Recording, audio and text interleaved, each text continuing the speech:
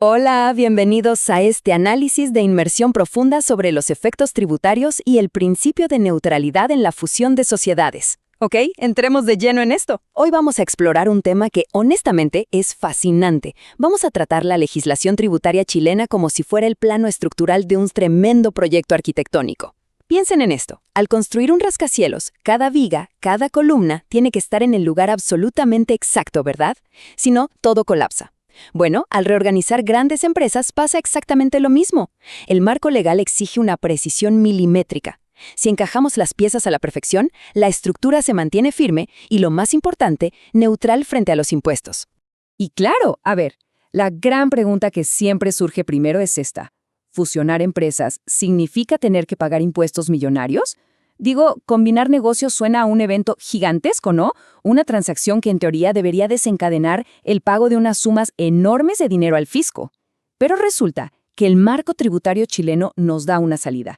Es una especie de salvoconducto legal para evitar que nos cobren impuestos de forma inmediata. No es magia. Es una ingeniería legal súper precisa que vamos a desarmar paso a paso hoy. Para entender esto, vamos a seguir esta ruta de 6 pasos. 1. El principio de neutralidad. 2. La fusión de sociedades. 3. La amenaza del artículo 64. 4. Nuestra solución, la memoria tributaria. 5. El traspaso de registros. Y por último, el punto 6. La razón de negocios. Tranquilos, vamos a ir desglosando estos conceptos complejos uno por uno. Empecemos por el punto número 1, el principio de neutralidad, o como me gusta llamarlo, un simple cambio de ropa, no una resurrección. El concepto fundamental aquí es que una reorganización corporativa no debería, por el simple hecho de ocurrir, detonar el pago de impuestos. Esto aplica siempre y cuando la sustancia económica de la empresa siga siendo la misma. Es puro equilibrio. Para que se entienda mejor, los expertos usan una metáfora genial, el cambio de ropaje jurídico. O sea, imagínense que la empresa no se muere, se liquida y luego resucita. Para nada. La entidad legal simplemente se está cambiando de ropa, poniéndose un traje legal nuevo. Pero la persona, el patrimonio y la actividad económica siguen siendo los mismos. Ante los bancos, los trabajadores y el Servicio de Impuestos Internos, la sustancia económica está intacta. Pasemos al número 2, la fusión de sociedades. Aquí es donde empezamos a construir la nueva entidad. Y esto ilustra de manera brillante cómo se forma realmente la carga estructural de una fusión bajo la ley chilena. Básicamente, los cimientos de 2 o más empresas se unen para formar una estructura mucho más grande. Imaginen a la sociedad X y la sociedad Y. Ambas aportan todo lo que tienen, combinan absolutamente todos sus activos, sus deudas, sus pasivos y a sus accionistas en un solo lugar para formar una entidad nueva, la sociedad Z. Es una sucesión universal de derechos y obligaciones. Todo se transfiere, literal, no queda absolutamente nada atrás. Ahora bien, el artículo 99 de la Ley sobre Sociedades Anónimas nos muestra 2 formas legales de hacer esto. Por un lado tenemos la fusión por creación. Aquí, 2 o más empresas se disuelven por completo y meten todo en una empresa nuevecita, creada desde cero. Por otro lado está la fusión por incorporación, que es cuando una empresa grande que ya existe simplemente absorbe a otras, y estas últimas desaparecen. Las 2 logran exactamente el mismo objetivo económico, pero utilizan planos de construcción distintos. Número 3. La amenaza. El famoso artículo 64. Los requisitos del código y el poder del SI. Como en todo buen proyecto de construcción, hay inspectores y reglas muy estrictas. Y aquí entra la principal amenaza de nuestro plano estructural, el artículo 64 del Código Tributario. Esta es una herramienta de control súper potente. Básicamente, le da al Servicio de Impuestos Internos la facultad de tasar y reevaluar una transacción si consideran que el precio difiere mucho de los valores normales del mercado. Ojo, el objetivo de esto es completamente razonable. El SI busca prevenir la evasión, asegurándose de que todas las operaciones reflejen valores reales y no inventados. Pero, ¿por qué es esto un problema tan grande en una fusión? Imagínense esto. Al combinar las empresas, el SI decide aplicar este artículo y tasa todos esos activos a su valor de mercado actual. ¡Boom! Eso generaría de inmediato una ganancia de capital gigantesca en el papel. Esa diferencia entre lo que costaron los activos originalmente y lo que valen hoy detonaría un pago de impuestos millonario. Hablamos de cifras que, literalmente, podrían hacer que la reorganización sea imposible de pagar. Vamos al número 4, la solución. la memoria tributaria. Nuestra solución de ingeniería para frenar esa tasación. Por suerte, el propio Código Tributario nos da la herramienta perfecta para evitar este colapso corporativo. Es un mecanismo de protección clave que inhibe esa facultad de tasación del SII y se conoce como la memoria tributaria.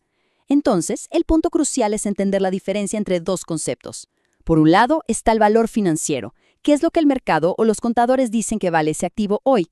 Pero por otro lado tenemos el valor tributario, que es el costo histórico original, el que importa para los impuestos. Para que la fusión sea neutral y no pague impuestos, la nueva empresa tiene que mantener la mirada fija exclusivamente en ese costo tributario histórico. Para activar este escudo legal hay que seguir unos pasos muy exactos. Primero, la operación tiene que cumplir con todas las normas formales de una fusión. Segundo, la empresa nueva o absorbente debe mantener registrado estrictamente ese costo tributario original de los activos y pasivos. Y tercero, súper importante, la operación no puede generar flujos efectivos de dinero, no puede haber plata cambiando de manos hacia los dueños originales. Tiene que ser un intercambio puramente estructural. A mí me encanta pensar en esto como la analogía de la mochila. Al pasar de una sociedad a otra, las máquinas, los edificios, los activos no cruzan con las manos vacías. Literalmente llevan puesta una mochila con todo su historial tributario adentro. Conservan la fecha exacta en que se compraron, si eran nuevos o usados y cuánta depreciación llevan.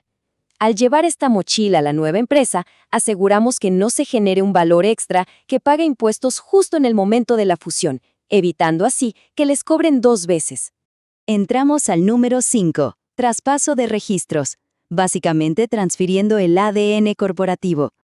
En una fusión, no son solo los escritorios, las fábricas o las cuentas bancarias los que cruzan la calle. Lo que realmente se está transfiriendo es todo el historial tributario y el papeleo de la empresa que desaparece. Y esto se ve como una verdadera sopa de letras. Fíjense, tenemos el RAI, que son las rentas que aún deben pagar impuestos, el DDEAN, que controla temas de depreciación, el REX, para los ingresos que no pagan impuestos, y el SAC, donde se guardan los créditos acumulados. Todos estos registros son en esencia el ADN de la empresa.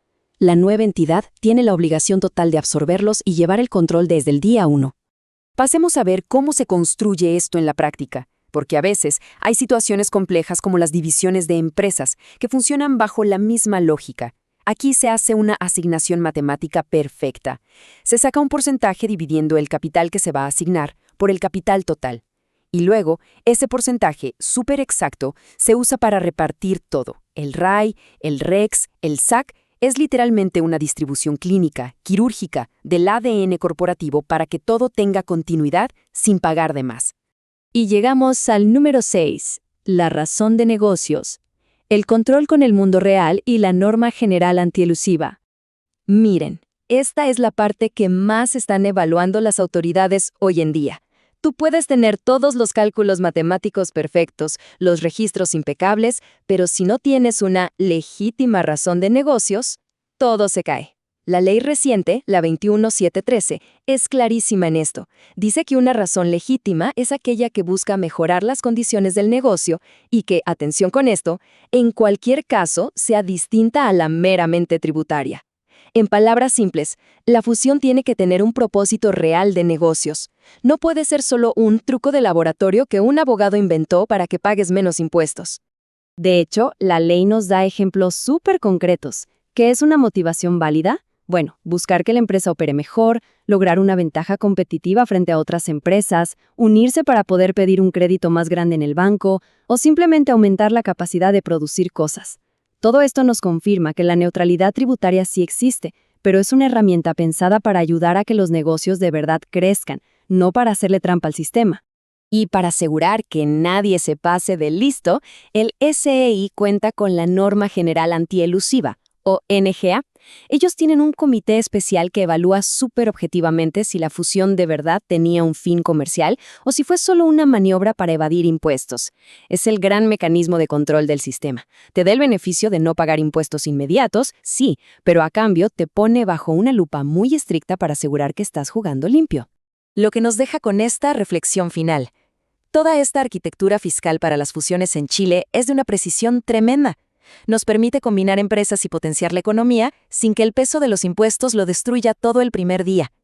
Pero, a cambio, nos exige cumplir reglas milimétricas, inhibir la tasación con la memoria tributaria, traspasar todo ese ADN y esos registros matemáticamente y, sobre todo, tener una razón real de negocios. Entonces, ¿dónde creen ustedes que está esa delgada línea entre una reorganización inteligente y la evasión? Entender cómo mantener ese equilibrio es el verdadero arte de todo esto. Y definitivamente es un tema que te deja pensando en las reglas del juego corporativo. Nos vemos en el próximo análisis.